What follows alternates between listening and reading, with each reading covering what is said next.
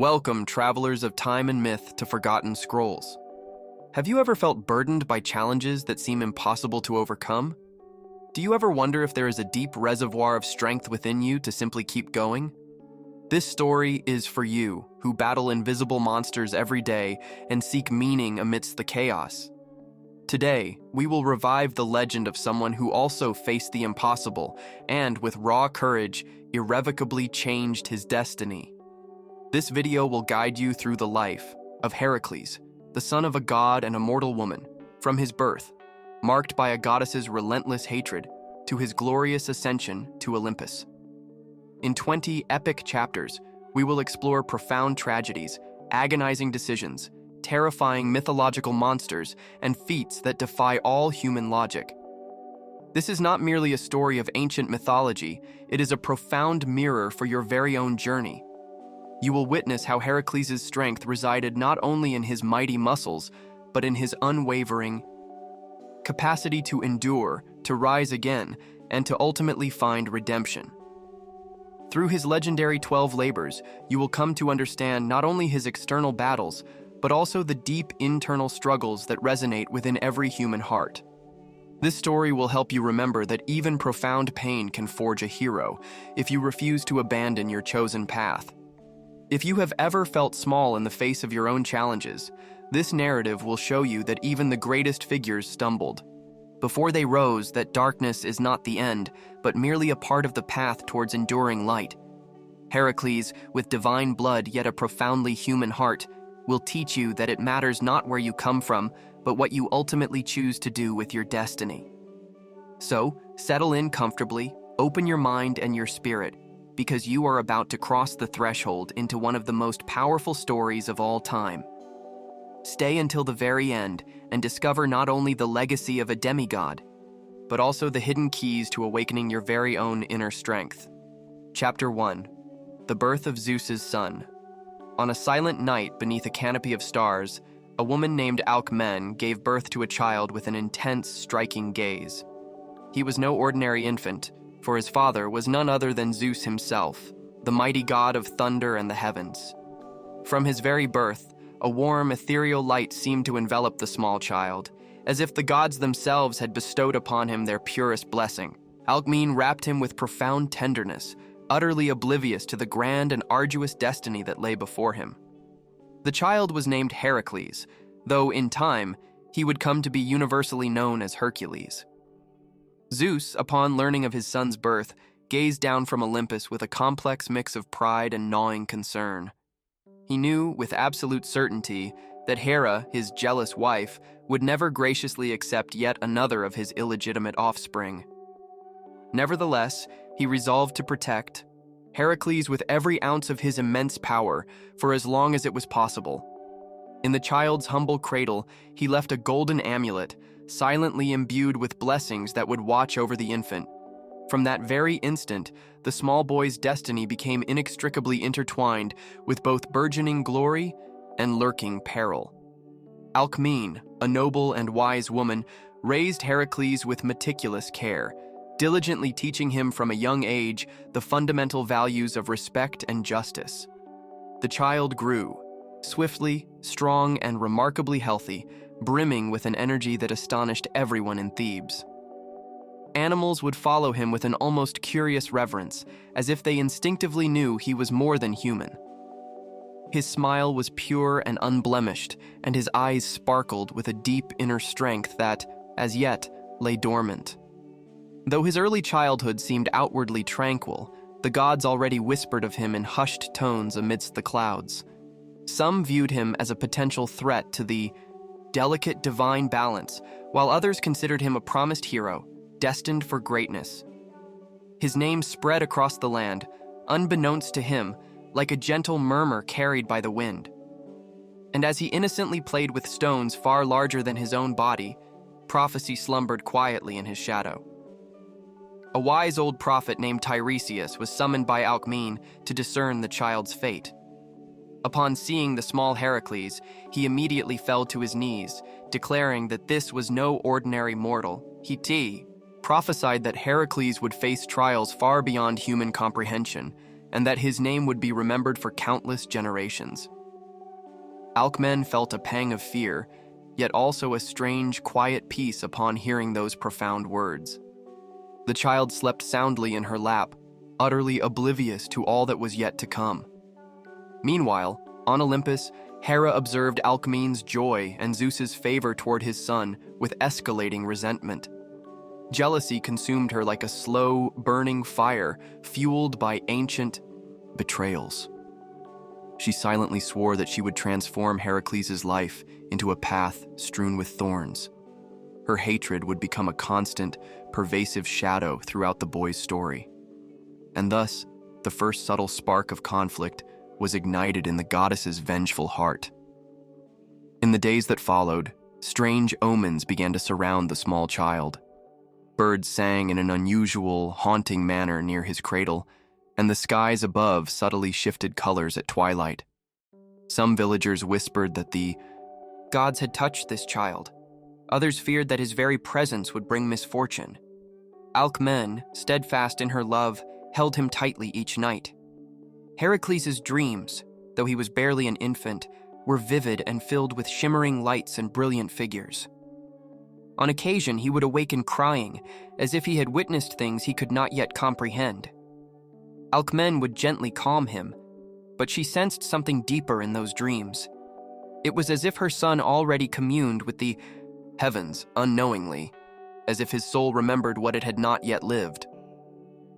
On his first birthday, a simple celebration was held by family and friends.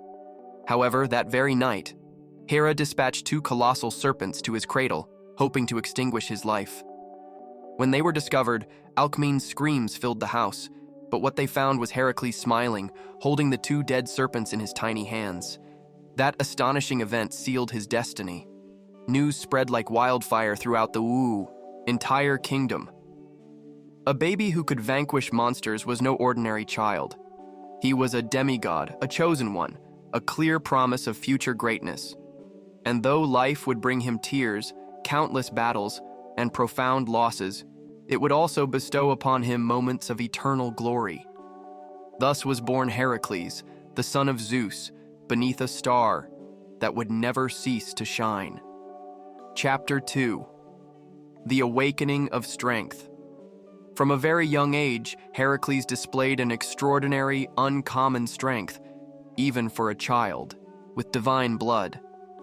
He effortlessly lifted objects that even adults could not move, treating them as if they were mere toys. His mother observed him with a mixture of awe and a faint tremor of fear, intuitively knowing that her son was fundamentally different from others. The very walls of their house would tremble when he cried with unusual force. Each passing day, the small child seemed to grow stronger and more keenly curious. One morning, while helping his mother in the field, he single-handedly lifted an overturned cart with no apparent effort. The neighbors who witnessed the astonishing scene were left speechless, and the news quickly spread throughout Thebes. Many began to fear the boy, while others revered him as a true prodigy. Alcmene attempted to shield him from unwanted attention, but it was impossible to conceal his inherent nature. Heracles, without fully comprehending his own power, merely smiled with innocent purity. During childhood games with other children, his extraordinary strength inadvertently caused minor accidents. A simple push could topple an old wall or snap a thick tree branch. For this reason, he soon began to play alone, as no one else wished to compete with him. Despite this isolation, he never displayed arrogance or cruelty. His innate kindness was as evident as his formidable strength. One day, an elderly musician named Linus was appointed to teach Heracles to play the lyre and sing. But the young boy was impatient, and his heavy hands easily broke the delicate instruments. In a moment of frustration during a lesson, Linus sternly reprimanded him. Heracles, without malicious intent, pushed him with immense, uncontrolled force, accidentally killing him. The tragic event profoundly shook his young soul. Alcmene, deeply concerned for her son's future, sought a new home for him for a time.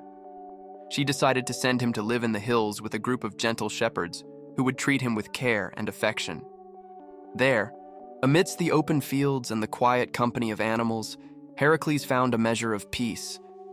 His heart remained good, despite the haunting fear of causing unintended harm. His days were filled with quiet learning and profound silence. In the mountains, he developed formidable hunting and survival skills. At just 12 years old, he confronted and vanquished a savage wolf that had attacked the flock. The shepherds hailed him as their protector and began to respect him as a true guardian. Though young, his gaze was firm and keenly observant.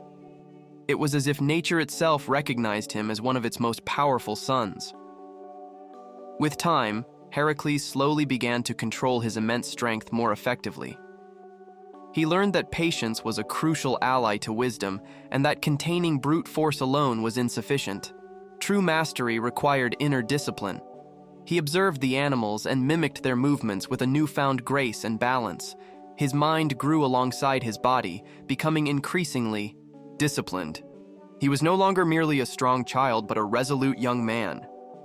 One day, he bravely saved a group of children from a wild boar that had escaped from the forest. He confronted the raging creature with nothing but a tree trunk and emerged victorious, entirely unharmed. The entire city learned of the astonishing story, and many began to view him as a rising hero. Although he sought no fame, his name gained significant renown. With every action, he made it clear that he was born for truly grand deeds. Alcmene, upon learning of her son's accomplishments, wept with a mixture of pride and gnawing fear. She knew that the world would demand a heavy price for such immense power. She prayed in silence that he would find masters who could guide his spirit, not merely his strength. For even the strongest can lose their way without proper direction. Heracles, however, still had a long and arduous path ahead of him. And so, the first quiet signs of his formidable strength prepared the ground for the destiny that swiftly approached. The world watched him with a complex blend of hope and fear. Hera, on Olympus, had not forgotten Zeus's son and continued to observe him. But for now, Heracles was still merely a young man on the precipice of legend, a legend etched in sweat, courage, and fate. Chapter 3. Hera's Dark Shadow. From the towering heights of Olympus, Hera watched the ascent of Heracles with ever-increasing resentment. She could not accept that a bastard son of Zeus received such widespread attention and profound respect. Her heart was consumed by a slow, burning jealousy, fueled by ancient betrayals, and her dark thoughts began to solidify into sinister plans. She resolved then to intervene directly, cunningly using her subtle malice instead of overt force. In her mind, Heracles' downfall had to begin from within himself. One night, as Heracles lay sleeping in the hills, Hera cast a magical shadow over his dreams. She infused terrifying visions of confusion and horror that made him sweat and cry out in his sleep.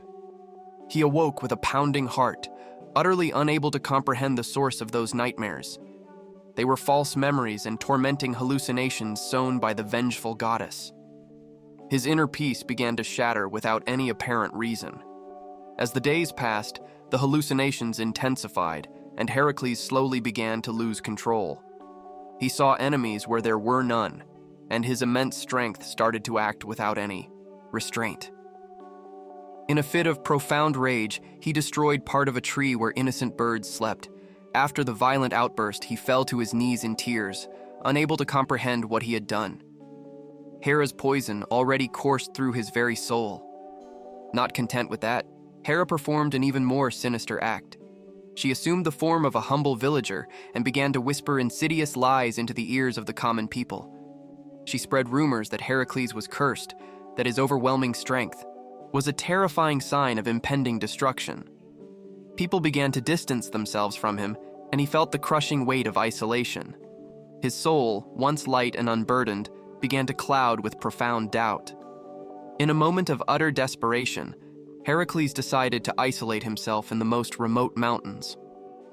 There he sought profound silence and solitude, desperately trying to understand what was happening to him. He spent hours in quiet contemplation, gazing at the stars and silently pleading with the heavens for answers. His body remained intact, but his spirit felt shattered into countless pieces. It was the first time he had ever felt truly lost. During one cold night, he heard voices whispering maliciously among the trees, calling his name with sinister intent. Hera had unleashed shadowy creatures from dreams to torment him physically. Small monsters, woven from pure shadow, surrounded him, attempting to devour his spirit. Despite his profound weariness, he confronted them with unwavering courage, and upon vanquishing them, he caught a fleeting glimpse of the truth. In the profound silence after the struggle, he felt a powerful divine presence. It was not Hera, but someone who wished to guide him. An ancient man appeared through the mist, shrouded in simple tunics, his eyes burning with a calm, steady fire. He introduced himself as Pholus, a wise centaur and a steadfast ally of the good gods. He gently revealed Hera's insidious influence and offered his unwavering aid to resist her malice. Pholus led Heracles to a sacred cave where the voices of Olympus could be heard with clarity. There, Heracles wept away his confusion and his rage, releasing all the pain he felt. The centaur taught him to meditate and to seek equilibrium between his powerful mind and his immense strength. Darkness still lingered, but now he carried a new light within himself. It was a new beginning. After days of healing and profound reflection, Heracles felt his strength return with greater clarity. He was no longer guided solely by raw instinct, but by newfound discernment. He swore that he would never again allow himself to be dominated by shadowy voices. He knew that Hera would continue her attempts, but now he was alert, prepared. His steps would return to the world with a new, profound purpose. Hera's attack did not destroy him. Instead, it forged him anew. Every invisible scar on his soul transformed into a powerful symbol of unwavering resistance. Heracles had confronted the terror of his own mind and emerged stronger than ever. And on the horizon, even greater challenges awaited him, but nothing would be more dangerous than losing himself, and that he would never permit again. Chapter 4. The Weight of Tragedy. The air in Thebes was tranquil when Heracles made the profound decision to start a family. He had married Megara, a gentle and noble young woman, and together they had several children. For a time, peace reigned in his home, and the shadows of the past seemed to have utterly vanished. He smiled more freely, spoke with newfound tenderness, and worked with quiet humility. This was his happiest period, the moment when he truly believed he had finally triumphed over destiny. But Hera had neither forgotten nor forgiven. From Olympus, she watched his happiness with escalating hatred. In an instant of pure, malevolent cruelty, she unleashed another spell upon Heracles' mind. His eyes became vacant, and his soul grew turbulent, like water churned by a violent storm. He no longer recognized his own children or his beloved Megara. His home, once sacred, transformed into a scene of unimaginable pain. In a fit of profound madness, Heracles destroyed everything around him. Believing he was battling monstrous creatures, he raised his mighty club against his own family. When he finally regained consciousness, there was blood on his hands. Megara lay still in silence, and his children were motionless. A guttural scream of horror tore from his throat, shattering the night's stillness. Fallen to his knees amidst the ruins, Heracles wept as he never had before. No amount of strength or glory could undo what he had done. The pain was so profound that he wished to die in that very instant, but death did not come, only the echoing void that he himself had created. Hera, high above, smiled in chilling silence. The inhabitants of Thebes, utterly terrified, recoiled from him. No temple dared to offer him refuge. No soul extended a hand of comfort. Heracles, consumed by grief and profound shame, abandoned the city, directionless. He traversed valleys and mountains, soiled and wounded with no clear destination. His eyes seemed laden with 1,000 winters. Deep in the forest, he encountered Theseus, his friend and the Athenian hero. Theseus did not flee. He did not judge. He simply listened in profound silence. Seated by a riverbank, Heracles recounted everything, tears streaming down his face. Theseus, with a serene voice, spoke to him of atonement and forgiveness. He asserted that the gods could still offer redemption. Guided by his friend's comforting words, Heracles sought the temple of Delphi. There, Apollo's oracle received him with a serene countenance and a solemn voice. She instructed him to kneel and close his eyes to open his soul. In silence, she invoked the god to guide that tormented heart. The atmosphere filled with the scent of incense, and an ancient chant floated in the air. Heracles felt the temple's heartbeat as if it were his own. The Pythia spoke of past shadows, but also of a coming light. She mentioned a redemption that would only be achieved through grand deeds. Destiny now claimed him not as a mere man, but as an eternal symbol. "You must serve Eurystheus, king of Mycenae, for 12 years, the Pythia declared, and during that time, you will complete 12 labors that no mortal has ever accomplished. Each task would be a test of the body, but also of the soul." The echo of her words resonated through the columns like a living prophecy. Heracles accepted without hesitation, with a determination born of his profound pain. The priestess gave him a simple cloak, a symbol of humility, and also an olive staff, an emblem of peace, not war. He departed from Delphi in silence, with the setting sun dipping behind the mountains. He sought no recognition, but only to atone for his crime through just actions. Each step led him further from the man he had been. Upon arriving in Mycenae, he was received with suspicion by Eurystheus. The king regarded him with a mixture of fear and disdain, uneasy with his presence. He thought it would be easy to break him with impossible challenges, but seeing Heracles' serene face and firm gaze, he felt a tremor of unease. There was something about Heracles that defied common understanding. Eurystheus wasted no time and immediately ordered his first labor. It would be to face the dreaded Nemean lion, an invincible beast whose hide was impenetrable and who had terrorized entire villages. The king believed this mission would be his premature end. Heracles departed unarmed, trusting in his strength and cunning. He walked for days through dark forests and rocky mountains. In his chest, a complex mix of courage and resignation pulsed.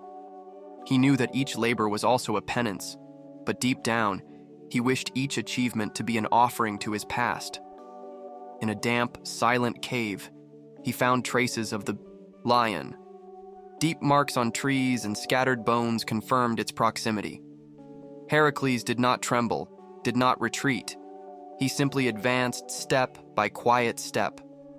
Night was approaching, and with it, the first real combat of his new life, a confrontation that would test his very purpose. As he prepared by the fire, he remembered Megara and his children, not with mere pain, but with renewed determination.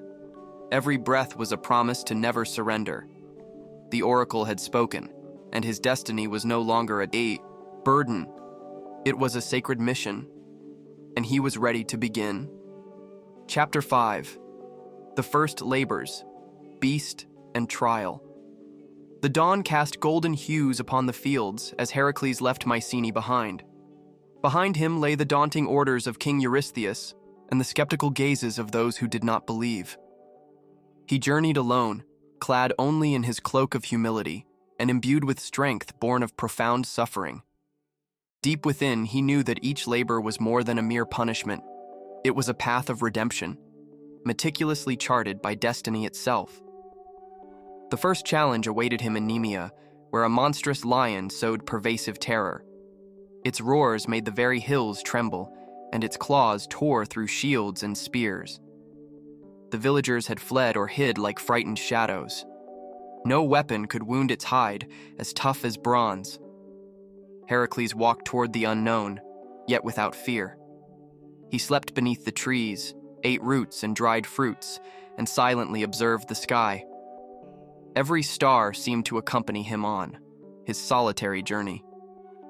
In his dreams, Megara gazed at him with tenderness, and his children laughed amidst golden fields. Upon awakening, The vision filled him with renewed strength and purpose. He could not fail, not now, when everything depended on his courage. Upon entering Nemea, he noticed the absolute silence that dominated the forest. There were no birds, no crickets, no rustling of leaves. It was as if the earth itself held its breath in the presence of the monster. Heracles sought tracks and signs, following his instinct like a seasoned hunter. He knew he was about to face more than just a creature. Soon he found a dark cave nestled among moss-covered rocks. He entered without hesitation, his heart firm and his gaze serene. There, in the dim light, the lion's golden eyes gleamed. A roar filled the space like thunder, shaking the very air and stones. Heracles did not retreat.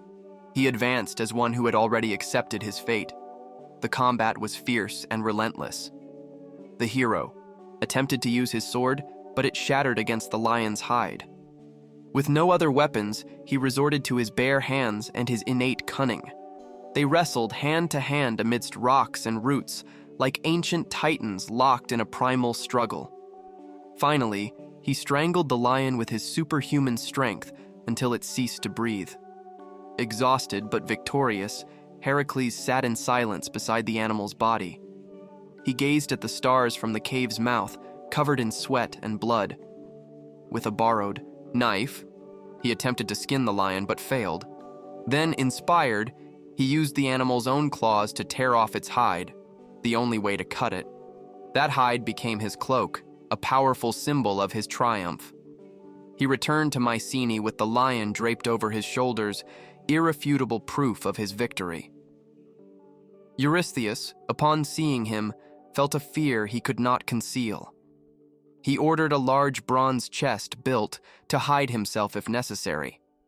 From then on, he would no longer receive Heracles in person, but only through messengers. He feared that the hero was something more than human. Thus began the legend of the 12 labors, with the lion's roar as its first echo. Each feat would be a step towards the purification of his soul, but also an offering to the gods and to humanity. Heracles was no longer merely a son of Zeus, but a living symbol of strength and redemption, and the entire world would soon know his story. Chapter 6. The Hydra of Lerna. Beneath a gray, humid sky, Heracles marched toward the treacherous swamps of Lerna. The land there seemed sickly, with vapors rising from the dark waters. It was said that in that remote corner of the world lived the Hydra, a creature of many heads and mortal venom. No one dared to approach, for its breath withered trees and slew cattle. But Heracles did not falter for an instant. The Hydra was a monstrous offspring of Typhon and Echidna, born of chaos and primordial darkness. Coiled in its cave, it fiercely guarded its dominion. It possessed 9 heads, and one of them was immortal, according to the wise. Each time a head was severed, 2 new ones sprouted from the wound. This would be no simple battle of brute strength, but one demanding cunning and true valor. Heracles arrived accompanied by Iolaus, his faithful nephew, who did not hesitate to follow him. Together, they devised a plan to confront the monster without succumbing to its venom. They lit torches, prepared arrows, and sharpened their weapons. In the dense swamp, everything seemed to whisper ancient warnings, but the hero took a deep breath and walked towards the cave. Upon provoking the beast with fiery arrows, the Hydra emerged amidst vapors and hisses. It was larger than they had imagined, and its body moved like a living river. Each head shrieked with a distinct tone, forming a horrifying chorus. The air became unbreathable, heavy with death and fear. Yet, Heracles did not hesitate or retreat. With his sword, he severed the first head with a single, precise blow. But just as the legends foretold, 2 new ones sprouted in its place. The creature became even more dangerous, as if the attack fed its power. Heracles understood he needed more than brute force. He called to Iolaus, who lit branches and prepared to act with fire. Each time Heracles severed a head, Iolaus swiftly cauterized the wound with the torch. This prevented new heads from growing, sealing the injury with flames. Slowly, The heads fell one by one amidst desperate shrieks and roars. The Hydra writhed in agony, but did not yield its fury. The swamp boiled with the struggle, as if the earth itself trembled. Finally, only the immortal head remained, hissing with ancient hatred. Heracles severed it with immense force and buried it alive under a heavy rock. He knew he could not destroy it, but he could remove it from the world of men. Then, he dipped his arrows in the Hydra's poisonous blood. Those weapons would forever be imbued with death for future battles. With the Yao, monster's body submerged in the murky waters, the hero wiped his brow. Iolaus gazed at him with respect and admiration, knowing he had witnessed something truly unique. The two left the swamp without a word, covered in mud and smoke, yet their eyes gleamed with the certainty of duty fulfilled. Silence returned to Lerna, more peaceful than before.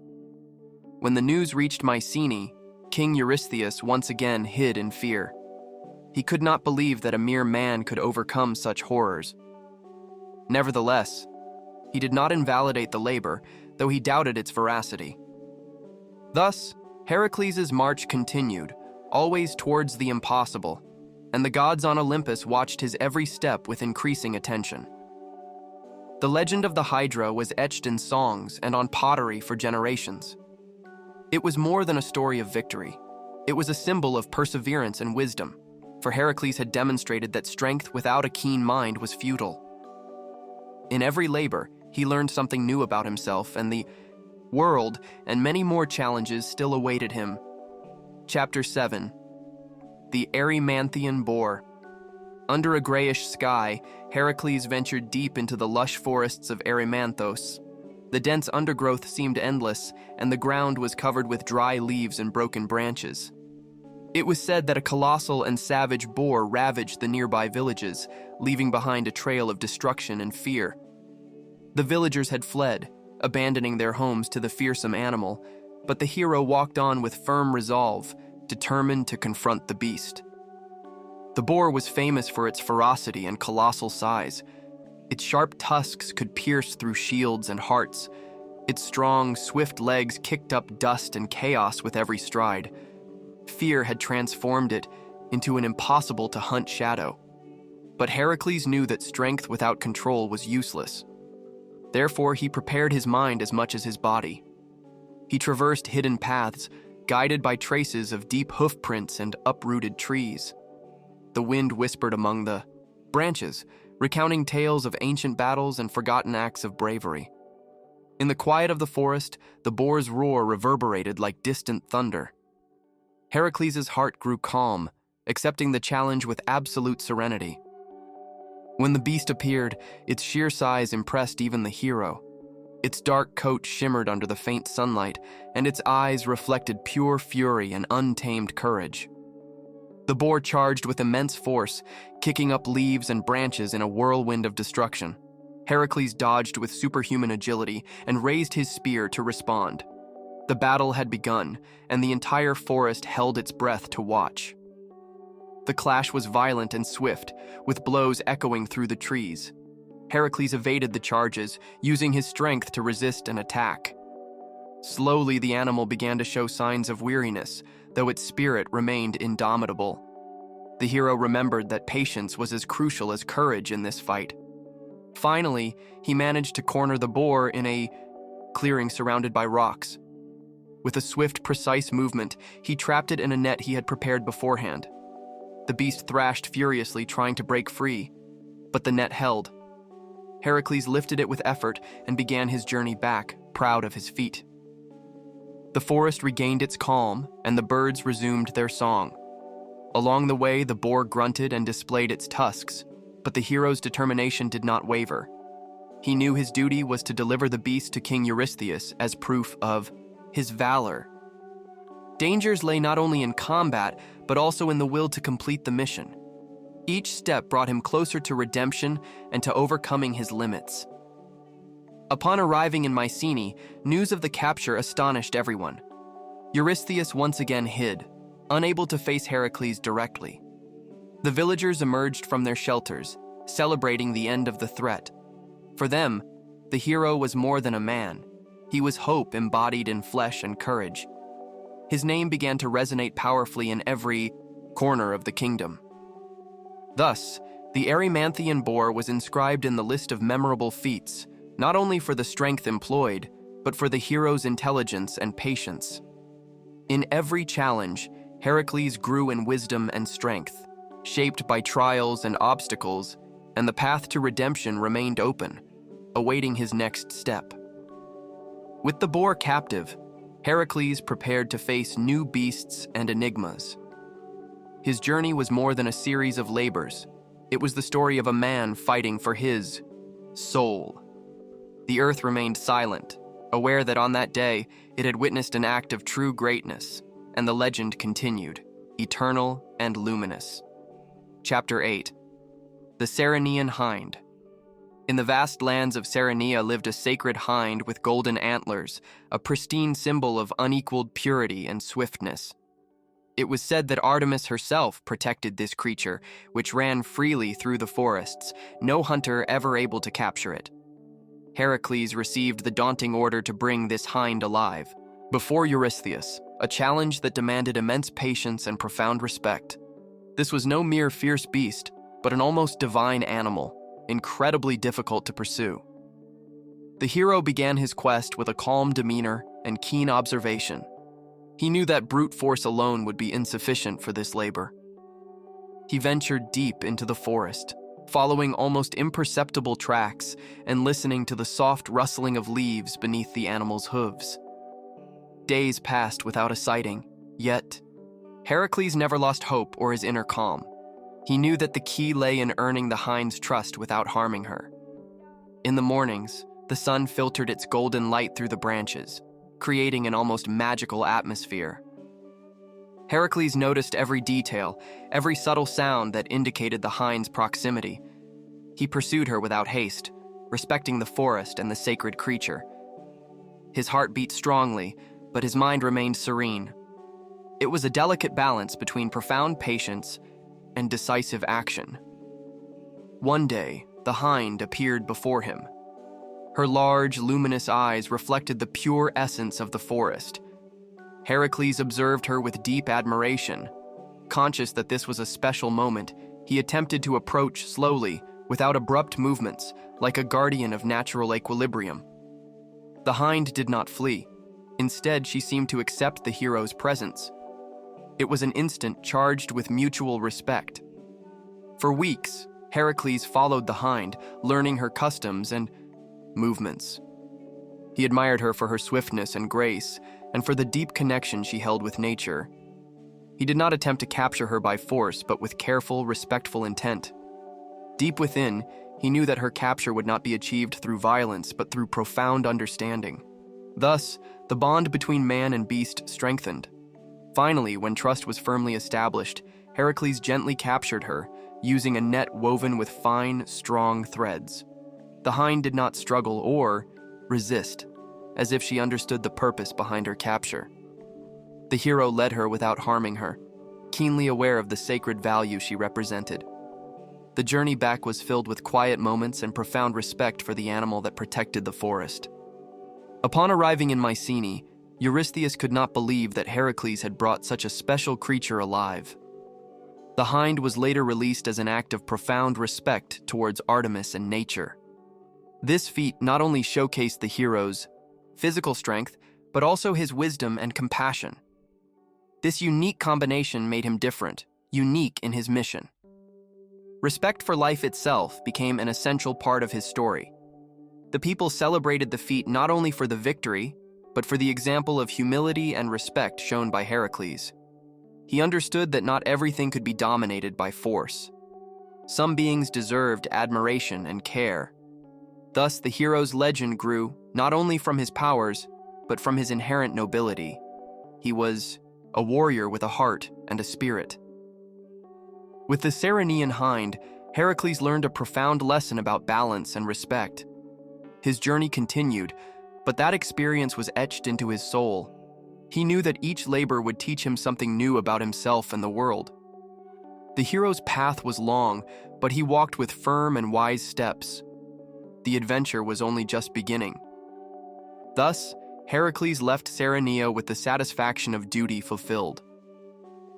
The sun dipped below the horizon, painting the sky with orange and violet hues. The hero walked toward his next challenge, aware that his journey was only just beginning.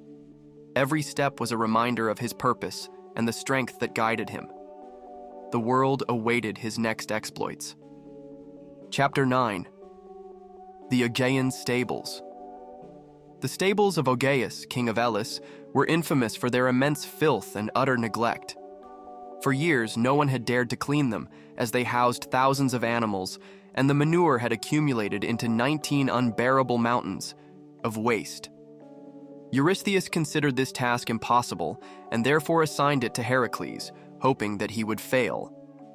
The hero accepted the challenge with calm resolve, knowing he had to find an ingenious solution. Upon arriving, Heracles observed the sheer magnitude of the problem. The stables were permeated by an intense stench, and the ground was a sticky, slippery mixture of filth. The task of manually cleaning them seemed interminable and utterly exhausting, but the hero refused to be overcome by discouragement. His mind sought a plan that would allow him to overcome this trial without relying solely on brute force. His intelligence began to shine. He then recalled a divine counsel that Athena had given him. Near the stables, 2 rivers snaked through the landscape, the Alpheus and the Peneus. Heracles decided to divert the course of these rivers so that the water would flow directly through the stables, cleansing them naturally and swiftly. It was an audacious idea, requiring immense effort, but he trusted in his strength and ingenuity to achieve it. With his prodigious strength, he began to dig channels and open pathways for the water. The work was arduous and exhausting, but little by little, the rivers began to deviate their course. The earth trembled with each of Heracles' powerful blows, and the roaring sound of the water, rushing through the new routes, filled the air. Finally, the water surged into the stables, carrying away the filth and leaving the ground clean and fresh. It was an impressive spectacle. Augeas, surprised by the hero's success, refused to give him the promised reward. He wished to steal the credit and belittle Heracles' feat. This enraged the hero, who resolved to act justly on his own. Augeas' disobedience and betrayal marked an important point in history, for Heracles was not only strong, but also a fierce defender of honor and truth. King Augeas faced the hero's wrath and was ultimately defeated. Justice prevailed, and Heracles' reputation grew even greater among mortals and gods alike. The cleansing of the stables became a powerful symbol that no problem, no matter how vast or seemingly insurmountable, is impossible to solve with unwavering will and a clear mind. The story inspired all who heard it. The peasants of the region thanked Heracles for restoring health and cleanliness to their lands. They could breathe fresh air and walk without fear of falling ill from the accumulated filth. Respect for nature and hard work were deeply reflected in this feat. The hero knew his task went beyond mere physical strength. It was also about caring for the balance and well-being of his people. After this adventure, Heracles continued his path with a new sense of justice and commitment. He knew that each trial taught him something valuable for confronting the destiny the gods had prepared for him. The story of the Augean stables was told for generations as an example of ingenuity and combined strength. His name grew stronger with each retelling. The sun was slowly setting as Heracles completed his mission. The landscape of Elis returned to life with the cleansing power of the water. The fresh air brought hope and renewal. Heracles felt that each labor brought him closer to the truth about himself and his purpose in the world. The adventure continued, and he was ready for the next challenge with the same courage as always. Thus, with a clear mind and a firm heart, Heracles departed, leaving behind the gleaming stables and a profound lesson. The cleansing of the impossible was indeed possible, with a combination of strength, intelligence, and perseverance. His legend grew not only as a warrior, but as a wise hero, worthy of the immortal god's trust. The future awaited with even greater trials and renewed hopes. Chapter 10. The Cretan Bull. The Cretan bull was a majestic beast, a gift from the mighty god Poseidon to King Minos. Its immense strength and ferocity were legendary, and its untamed fury had caused widespread havoc across the island. Minos kept it captive, fearing its destructive power, yet at the same time, the animal symbolized his own dominion. Heracles was tasked with capturing this bull alive as part of his 12 impossible labors. The mission seemed insurmountable. When Heracles arrived in Crete, the air was thick with tension. The bull roamed freely across the lands, imposing and dangerous. With its gleaming eyes and sharp horns, the animal represented a challenge that only a true hero could face. Heracles meticulously observed its movements, planning how to approach without being thrown or gored. Patience was paramount in this mission. The hero used his cunning to approach without immediately provoking the bull's rage.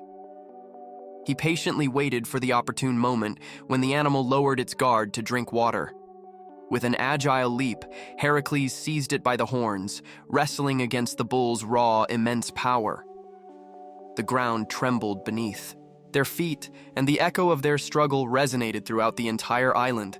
It was a titanic battle between man and beast. After a long, arduous struggle, Heracles managed to subdue the bull without causing it mortal harm.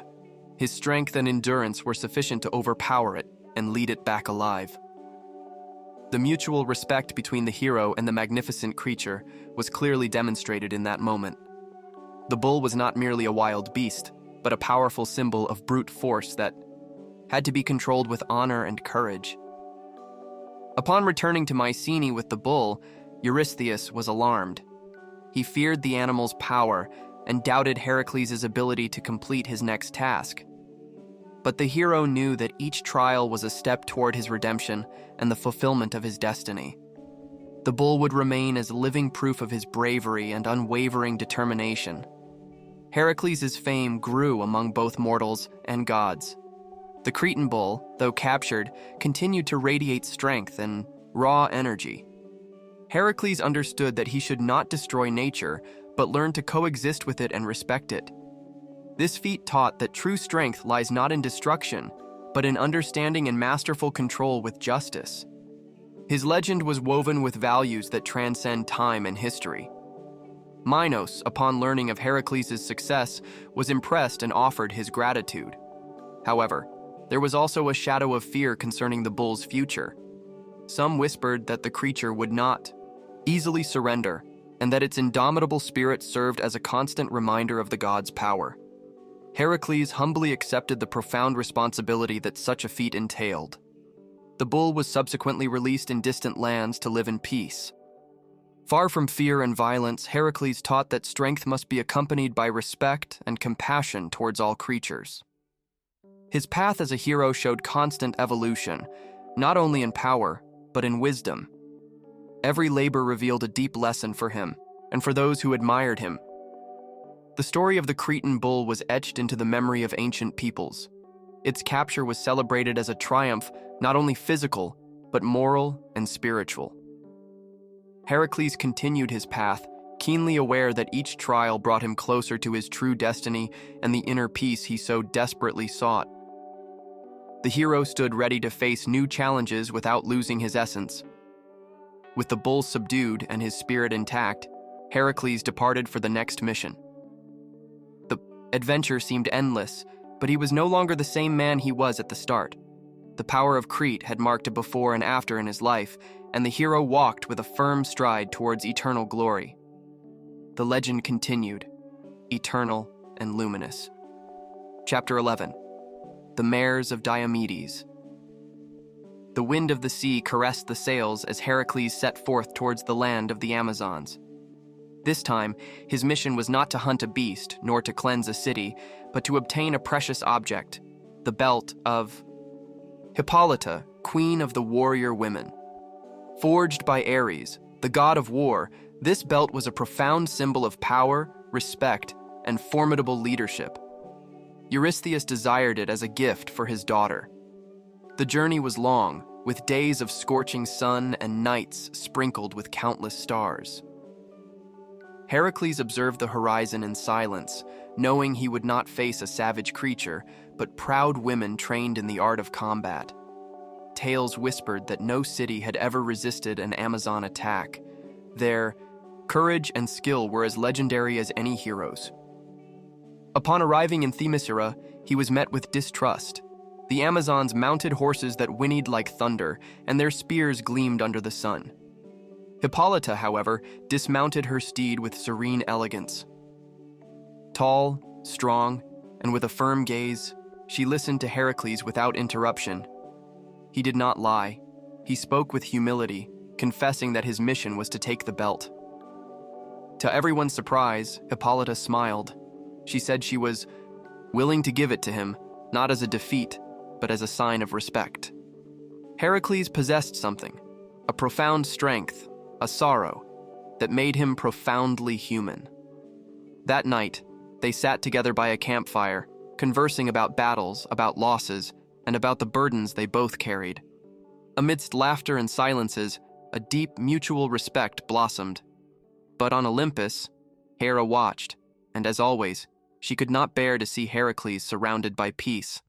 Disguised as an Amazon, she subtly spread a malicious rumor among the warriors that Heracles planned to abduct Hippolyta. Fear and rage consumed the camp. When the hero awoke, he was surrounded by spears and war cries. Dialogue dissolved into chaos. Battle became inevitable. Heracles tried not to inflict mortal wounds. He fought with the shaft of his club, deflecting attacks, shouting that he was no enemy. But the confusion was immense, and the hearts of the Amazons were poisoned. Hippolyta appeared amidst the struggle, attempting to restrain her sisters, but a stray arrow pierced her shoulder. With pain and sorrow in her eyes, she extended the belt to Heracles. Heracles received it with trembling hands. He felt no triumph, only a heavy emptiness.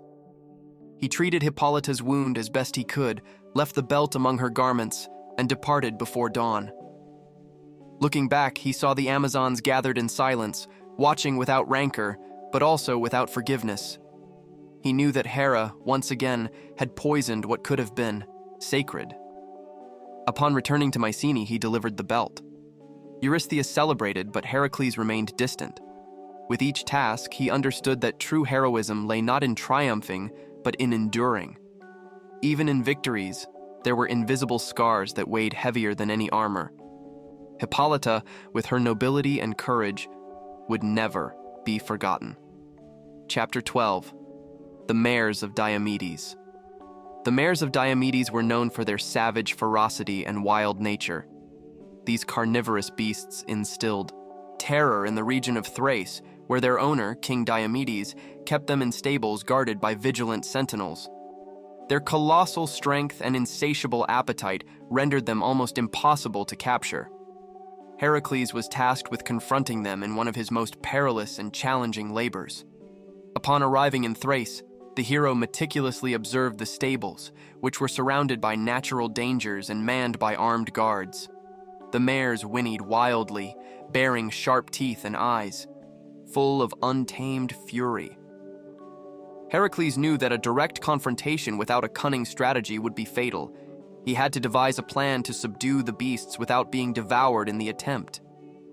Heracles resolved to attack swiftly and cunningly, utilizing the cover of night to approach. With his irresistible strength, he managed to force open the stable gates and ventured amongst the enraged mares. Sensing his presence, they charged furiously, but the hero dodged with superhuman agility. His bravery and physical prowess slowly began to break the animals' resistance. To quell their fury, Heracles made a daring decision: to feed them the flesh of King Diomedes himself, who had cruelly mistreated the animals. Upon seeing their owner transformed into sustenance, the mares calmed, accepting the hero as their new leader. This act of profound justice restored order and revealed the hidden wisdom behind the hero's immense strength. With the mares now under his control, Heracles led them away to complete his mission. The journey back was fraught with dangers, but the beasts, once indomitable, now obeyed without question. This labor demonstrated that strength without justice was destructive, and that the balance between power and compassion was fundamental. Heracles advanced, having learned this vital lesson. The people of Thrace, upon seeing the hero with the dreaded mares, understood the greatness of his feat. He had not only subdued savage animals, but had also brought an end to Diomedes' tyrannical reign. Heracles transformed into a symbol of liberation and justice, reminding everyone that true strength serves to protect, not to oppress. King Eurystheus, responsible for assigning the labors, was both impressed and concerned. He knew that each of Heracles' feats brought him closer to glory, but also to Eurystheus' own discredit. Nevertheless, the hero sought not approval, but personal redemption through the fulfillment of his divine destiny. The mares of Diomedes became another chapter in his legend. The encounter with the mares strengthened Heracles both physically and spiritually. His path to redemption was filled with trials that transformed him into a complete hero. Compassion towards creatures and justice towards the oppressed profoundly shaped his character. Each labor was a school where he learned to be better, wiser, and nobler in the eyes of gods and men. The mares of Diomedes remained an eternal symbol of divine justice and natural balance. The story of their capture and subjugation was passed down from generation to generation, reminding all that uncontrolled strength is dangerous, but strength imbued with wisdom is invincible. Heracles continued his journey, ready to face the new challenges destiny held for him. Thus, the hero departed from Thrace, leaving behind peace and hope. He knew his path was endless, but each step was an advance towards the light. The mares, now docile, were a testament to his power and his heart. Heracles walked with a firm gaze, prepared to face the next labor with courage and honor, determined to achieve ultimate redemption. Chapter 13. The Golden Apples of Hesperides. At the westernmost edge of the world lay the Garden of the Hesperides, a magical and mysterious place where the legendary golden apples grew. These fruits were a gift from the gods, potent symbols of immortality and eternal youth. The apples were diligently guarded by the Hesperides, nymphs of supernatural beauty, and a 100-headed dragon named Ladon, who watched without ceasing. Heracles' labor was to obtain these apples, a mission that seemed impossible due to the fierce protection surrounding them. The hero had to demonstrate not only immense strength, but also cunning and astute diplomacy. It is said that the quest led Heracles to traverse distant lands, even compelling him to seek aid from Atlas, the titan who bore the very sky upon his shoulders. Atlas agreed to assist Heracles on the condition that the hero would hold the heavens while Atlas gathered the apples. Heracles accepted, but with keen intelligence. Upon Atlas's return with the fruits, Heracles, through cunning trickery, managed to have Atlas resume his colossal burden, thus outwitting the Titan. In this way, the hero emerged victorious without having to bear the weight of the world forever. The golden apples represented far more than mere objects. They were profound symbols of wisdom, power, and the eternal struggle between gods and mortals. By obtaining them, Heracles demonstrated that brute force must be combined with intelligence to overcome divine obstacles. Every step in this arduous task fortified his legend. The dragon Ladon, with its 100 vigilant heads, appeared invincible, but Heracles' courage allowed him to confront it without fear. With the aid of his club and bow, the hero neutralized the threat, securing the apples. His bravery and unwavering determination were immortalized in tales that would be recounted for generations. Upon returning with the golden apples, Heracles was nearing the completion of his 12 labors, his mission of redemption. Each apple was a trophy, and a poignant reminder that the path to glory was paved with difficult trials. Nevertheless, his spirit remained intact, firm in his divine purpose. The encounter with the Hesperides also represented a moment of profound learning for Heracles, who came to understand the crucial importance of balance between force and wisdom. Not only violence, but also patience and intelligence could open doors closed by destiny. The hero grew in both depth and humanity.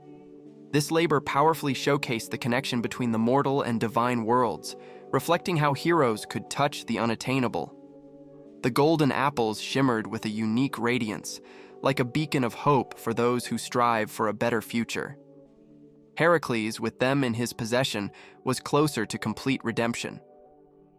Thus, the tale of the golden apples of the Hesperides transformed into an eternal symbol of human triumph in the face of the divine. Heracles advanced with a firm stride toward the end of his path, prepared to face the final trials. His name would be etched in time as the hero who conquered even the gods. Chapter 14. The Guardian of the Underworld.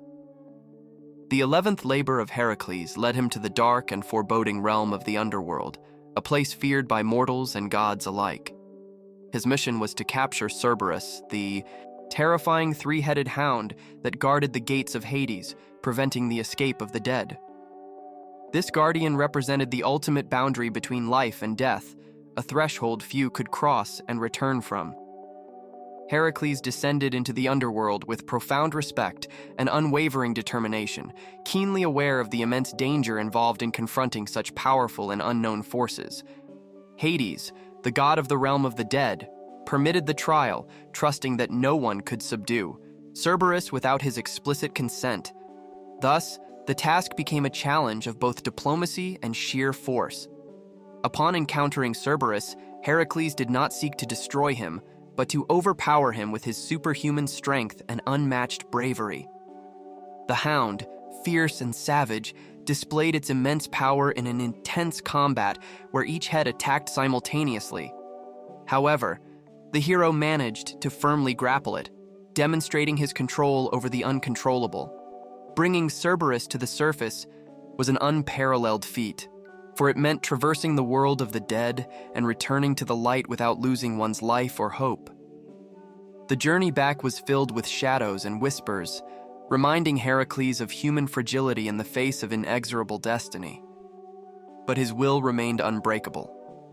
The encounter with lost souls and the specters wandering in the underworld gave Heracles a new perspective on life and death. He understood that death was not an absolute end, but a necessary transformation, a cycle that every being must respect and accept with humility. Cerberus, though feared, was also a symbol of protection and order in the underworld, ensuring that the balance between the living and the dead remained undisturbed. Heracles honored this function by treating the guardian with respect and not as an enemy to be destroyed, showcasing the nobility that was growing within his spirit. Once the mission was accomplished, Heracles returned Cerberus to his place, ensuring that the cosmic order remained intact. His act was celebrated not only by the gods, but also by the souls who found in him a champion who respected both life and death. This labor marked the end of the arduous task Heracles had to perform to redeem his past errors. With each trial, his legend grew stronger, and his character deepened, revealing that true strength lies in the balance between power and wisdom. Heracles emerged from the underworld with the certainty that he had conquered not only monsters, but also his own fears and doubts. His path towards redemption and peace was drawing ever closer, and his ascension to Olympus promised to crown the hero's life with the eternal glory he so richly deserved. Chapter 15. The Dawn of Redemption. After completing his 12 arduous labors, Heracles felt his soul slowly begin to find the profound peace he had so desperately yearned for. The crushing burden of his past errors and his inner torment started to subtly dissipate thanks to his unwavering bravery and immense sacrifice. Redemption was not merely a distant goal. It was a transformative process that reshaped him from his deepest core. The gods of Olympus observed the hero's profound change with keen attention, recognizing that his suffering and his astonishing feats had purified him. Zeus, immensely proud of his son, began to view him not merely as a mortal, but as a worthy candidate for entry into the divine realm. Reconciliation with his past became utterly inevitable. Heracles also found peace in his relationship with humanity, who admired and revered him as a living example of strength and perseverance. His actions inspired countless individuals to face their own battles with courage, understanding that even mistakes can be overcome with sincere effort. The hero comprehended that true redemption was not about erasing the past, but about learning from it and utilizing that wisdom to guide his future. Every blow received, every tear shed, transformed into a pillar for his spiritual and emotional growth, profoundly strengthening his noble and humble character. This period of newfound calm allowed Heracles to reconcile with himself and even with Hera, whose relentless enmity had marked much of his life. Although the goddess never entirely abandoned her resentment, the hero displayed compassion and forgiveness, thus closing a long cycle of conflict and pain.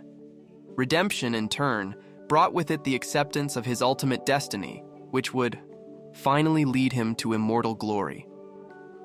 Heracles prepared to leave behind his mortal life, keenly aware that his legacy would live forever in the tales and hearts of all who admired him. In his final days on Earth, Heracles was honored with festivals and sacrifices in his name. His name resonated in temples and villages, a powerful symbol of hope and the possibility of overcoming any adversity. People saw in him a beacon of light and an eternal example.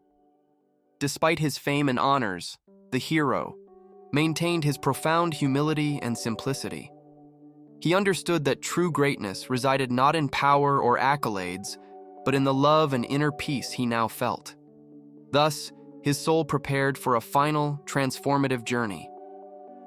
This time of redemption was crucial for Heracles to understand that his mission did not end with the labors, but would continue as an enduring inspiration for generations. His story became a bridge between the human and the divine, an eternal tale of struggle, repentance, and unwavering hope. Finally, Heracles felt ready for his ascension to Olympus, the last chapter of his mortal life and the beginning of his existence as a god. Redemption and peace were the just reward for his sacrifice and valor, confirming that all sincere effort can indeed attain eternity. Chapter 16. Ascension to the Stars. Heracles, transformed by redemption and inner peace, prepared for his ultimate journey, the ascent to Olympus. This profound act symbolized the culmination of his mortal life and his majestic transformation into a divine being. The gods awaited their son with a mix of deep respect and fervent admiration for his grand deeds and unparalleled courage. The path to Olympus was far from simple. The hero had to traverse sacred terrains and overcome final trials that measured his purity and the very essence of his soul. Each step he took was a powerful symbol of rebirth, leaving behind his humanity to embrace his celestial and eternal destiny. Zeus, his father, appeared before him with a solemn countenance, ready to receive his son into the pantheon. The welcome was accompanied by flashes of lightning and resounding thunder, powerfully showcasing the might of his lineage and the sheer importance of the moment. Heracles felt that his immense sacrifice had been truly worthwhile. The gods offered him a laurel wreath, a timeless symbol of his victory over mortality and his own inherent limitations. It was the definitive sign that Heracles was no longer a mere earthly hero, but an immortal god who would live forever among them. His face reflected a profound blend of pride and deep humility. Olympus, with its towering peaks illuminated by the divine sun, revealed itself in majestic splendor before the new god. Heracles marveled at the ethereal presence of divinities like Athena, Apollo, and Aphrodite, who welcomed him with reverence and profound recognition. He felt himself to be an intrinsic part of a larger, more sublime universe. In his new divine state, Heracles obtained superior powers and a profound wisdom that only the gods possessed. His body, once marked by countless wounds and scars, now radiated with a pure, ethereal light, a powerful symbol of his transformation and his triumph over earthly sufferings. The ascent to Olympus also represented the definitive reconciliation with Hera. Although she never became a complete friend, she accepted Heracles' presence as a god. This act closed the wounds of the past and allowed harmony among the gods to be fully restored. Heracles found his rightful place among the immortals, where his bravery and effort would be remembered eternally. His story was inscribed in the very stars and sung in epic poems, inspiring all who seek justice, courage, and the triumph over adversity. At the summit of Olympus, the hero finally understood that his true greatness resided in having conquered not only external monsters, but also his own deepest fears and weaknesses. He was now an eternal symbol of hope, of unwavering strength, and of redemption for all mortals. Finally, Heracles embraced his new destiny with serene tranquility and profound gratitude. His ascent was the culmination of a journey replete with immense challenges, deep love, and ultimate sacrifice. Thus, his name was forever etched in history and in the hearts of the gods, where he would live eternally. Chapter 17. The Eternal Hero's Secrets. Heracles is not merely a figure of brute strength, he is also a profound symbol of redemption. His story teaches us that even those who fall deeply can rise again with renewed purpose. It was not his raw power that rendered him immortal, but his unwavering perseverance and his remarkable capacity to accept suffering as an intrinsic part of his destined path. Each labor was a poignant metaphor for an internal battle, and in that mirrored reflection, we can also see ourselves. A curious detail is that many of Heracles' labors initially appeared as mere punishments, yet in reality, they were profound opportunities for transformation. The Nemean lion represented overwhelming pride. The Hydra, escalating anxiety, and cleansing the stables was confronting emotional filth. Myths such as these were ancient ways of transmitting timeless wisdom. The Greeks knew that true teaching often came veiled in symbolism. Heracles was also widely used as a political image by various empires. Rome adopted him as a powerful emblem of strength and discipline. Even on coins and in sculptures, his figure served to inspire order and resolute force. In the Middle Ages, he was reinterpreted as a figure of Christian virtue, triumphing over sin. Thus, the hero transcended centuries and cultures, constantly reborn. His death was not an end, but the inception of a new existence. The pyre upon which he cast himself symbolizes purifying fire. Instead of simply vanishing, he was welcomed into Olympus, leaving his human self behind. This ultimate transformation reminds us that, through profound pain, we can experience a powerful rebirth. Every scar can become a stepping stone towards the divine. Some versions of the myth claim that Heracles was the one who forged the path for other mortals to attain immortality. His journey through Hades and his return transformed him into a potent symbol of hope in the face of death. He was not merely a fighter, but a bridge between worlds. That makes him more than a mythological character. He is a living idea. In art, his image was molded with diverse intentions. Sometimes he appears with a serene face, as a protector. Other times with a wild expression, as a symbol of justice without mercy, yet always clad in the lion's hide draped over his shoulders. That hide is not merely a trophy, it is a cloak of courage, an armor forged by vanquished fear. It is also fascinating that many subsequent heroes emulate his narrative structure. From medieval tales to modern superheroes, the figure of the chosen one who must complete impossible trials originates with him. Heracles is, in a profound sense, the father of all heroes. His footsteps echo through all eras because his struggles are universal. In astrology, his figure was carried to the heavens in the constellation of Hercules. His legend also lives among the stars, as if the universe itself wished to recount his story repeatedly. Not all heroes leave physical monuments. Some live in words, in stories, and in the nocturnal skies, and that is true immortality. His relationship with the gods was tense yet necessary. Hera loathed him, but without her relentless persecution, he would never have discovered his true worth. Sometimes, even our enemies can inadvertently push us toward our destined path. In that sense, Heracles was not merely a son of Zeus, he was a son of pain, of triumph over adversity, and of relentless effort. And now, traveler, that you know his complete story, the question remains: what will you do with it?